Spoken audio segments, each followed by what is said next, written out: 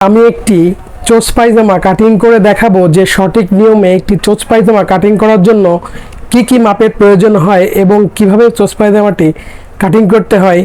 তো আজকের ভিডিওটি না টেনে সম্পূর্ণ দেখুন, তাহলে আপনারা বুঝতে পারবেন যে একটি চোচ পায়জামা কাটিং করার জন্য কি কি মাপের প্রয়োজন হয়। তো চলুন ভিডিওটি শুরু করা যাক।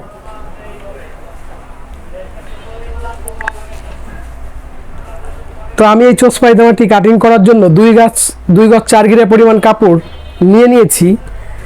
তো পায়জামাটি ঝুল হবে 42 ইঞ্চি এবং পায়ের মোহরি হবে 10 ইঞ্চি এবং কোমর হবে 44 ইঞ্চি। তো আপনারা লক্ষ্য করে দেখুন আমি পায়জামাটি কিভাবে কাটিং করি।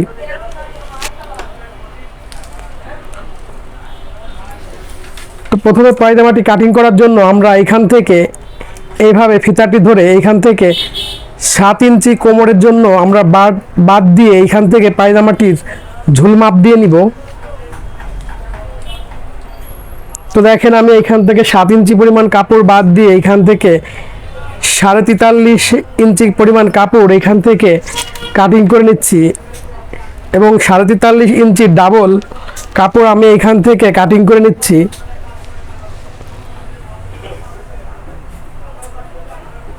তো এখন আমি এই বাড়তি কাপড়টুকু এখান থেকে আলাদা করে নিব।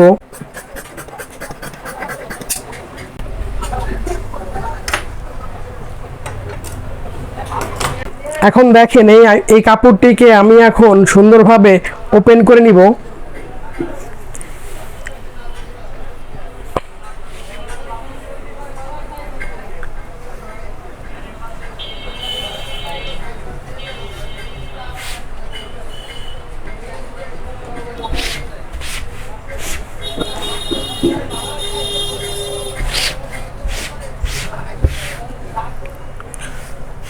তো আপনারাও কাপড়টিকে ঠিক এইভাবে ওপেন করে নেবেন। দেখেন কাপড়ের এই সাইডটি ওপেন এবং এই সাইডটি আটকানো আছে এবং এইখানে দুইটি পার্ট আছে।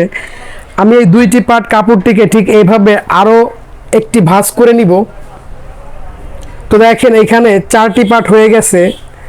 এই দেখেন এখানে 4টি পার্ট হয়ে গেছে। তো আপনারাও ঠিক এই একইভাবে এইখানে 4টি পার্ট করে নেবেন এবং এই সাইডে খোলা সাইডটা রাখবেন এবং এই সাইডে আটকানো সাইডটা রাখবেন। ঠিক কাপড়টিকে এইভাবে ফেলে নেবেন। এখন আমরা পার কাছে যে কাপড়টি মুড়িয়ে নিব, তো মুড়িয়ে নেওয়ার জন্য আমি এইখানে 1 ইঞ্চি পরিমাণ কাপড় এখানে মার্জিন করে নিচ্ছি এবং এই চোচ পায়জামাটির পায়ের মোহরি হচ্ছে 10 ইঞ্চি। তো দেখেন এইখানে আমি 10 ইঞ্চিতে একটা মার্জিন করতেছি, 5-এর ডাবল হচ্ছে 10। তো এখানে আমি 10 ইঞ্চিতে একটা মার্জিন করতেছি এবং এখান থেকে এক্সট্রা 1 ইঞ্চি পরিমাণ কাপড় নিয়ে আরেকটি মার্জিন করতেছি।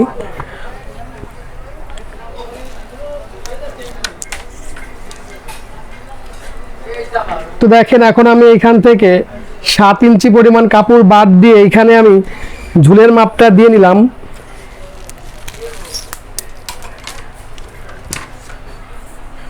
এখন এইখানে আমি একটি মার্জিন করে দিব। এখন আমি এই পায়জামাটির হাই মার্জিন করার জন্য দেখেন ঠিক এইখান থেকে আমি 7 ইঞ্চি পরিমাণ কাপড় বাদ দিয়ে এইখান থেকে আমি হাই নিচ্ছি হচ্ছে 31 ইঞ্চি। দেখেন আমি এখানে 31 ইঞ্চিতে হাইতে একটা মার্জিন করতেছি।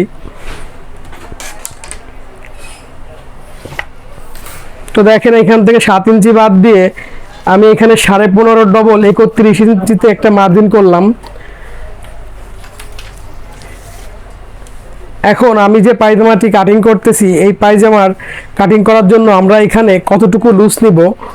এখন দেখেন এই পায়জামাটি তার বডি হচ্ছে 39 ইঞ্চি। তো এখন আমি 39 ইঞ্চিকে 4টি ভাগে ভাগ করব। দেখেন 4টি ভাগে ভাগ করলে দেখা যাচ্ছে এখানে 15.10 ইঞ্চি আসতেছে। তো দেখেন আমি এখানে 15.10 ইঞ্চিতে একটা মার্জিন করতেছি।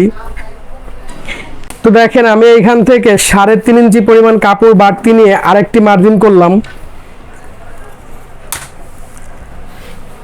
তো দেখেন আমি এইখান থেকে আরেকটি মার্জিন করে দিলাম। এখন আমি এইখান থেকে 1.5 ইঞ্চি কাপড় বাড়তি নিয়ে আরেকটি মার্জিন করে দিব।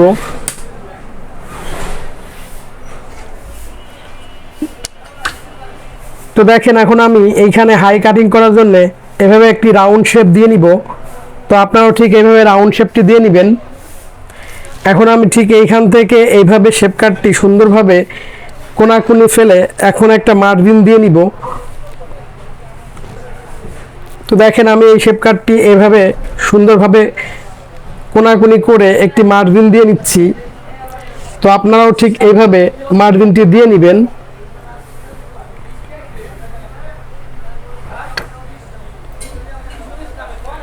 তো দেখেন আমার মার্জিন করা শেষ হয়েছে। এখন আমি এই পায়জামাটিকে এই মার্জিন অনুযায়ী কাটিং করব।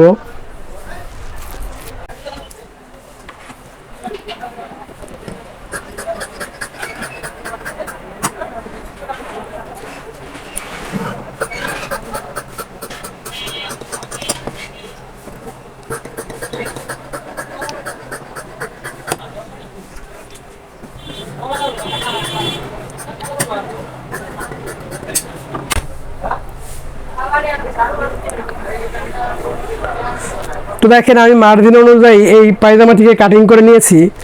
এখন আমি এই পার্টটি আলাদা রেখে এখন আমি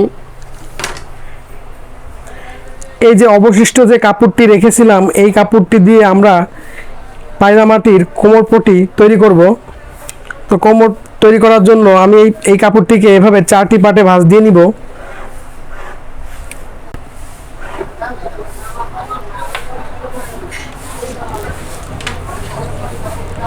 এখন দেখেন আমি ওইখানে যে 7 ইঞ্চি পরিমাণ কাপড় বাদ দিয়েছিলাম, ঠিক 7 ইঞ্চির সাথে আরও হাফ ইঞ্চি পরিমাণ কাপড় যোগ দিয়ে আমি 7.5 ইঞ্চিতে একটা মার্জিন করতেছি।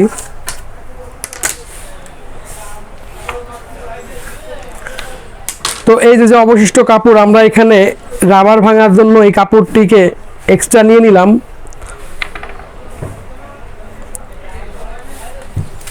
এবং দেখেন এইখানে যে কোমর কাটিং করছি এখানে কোমর আছে 32 ইঞ্চি। তো আমি যার জন্য সালোয়ারটি কাটিং করতেছি তার সালোয়ারের কোমর হচ্ছে 44 ইঞ্চি। তো দেখেন এইখানে আমাদের এক্সট্রা কাপড় জয়েন দিতে হবে।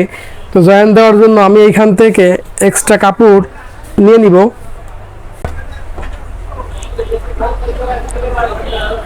তো আমি এখান থেকে এক্সট্রা কাপড় নিয়ে নিব।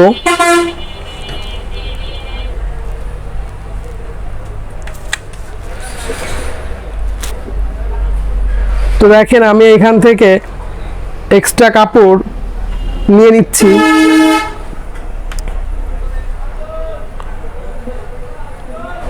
তো আপনারাও ঠিক এই একইভাবে এক্সট্রা কাপড়টি নিয়ে নেবেন।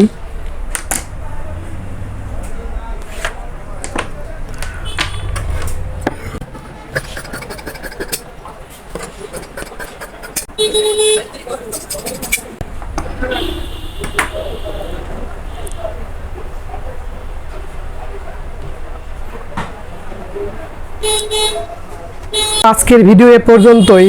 দেখা হচ্ছে পরবর্তী কোনো ভিডিওতে। আমার ভিডিও যদি আপনাদের কাছে ভালো লেগে থাকে তাহলে আমার চ্যানেলটিকে সাবস্ক্রাইব করে দিন এবং লাইক কমেন্ট শেয়ার করে দিন। ধন্যবাদ।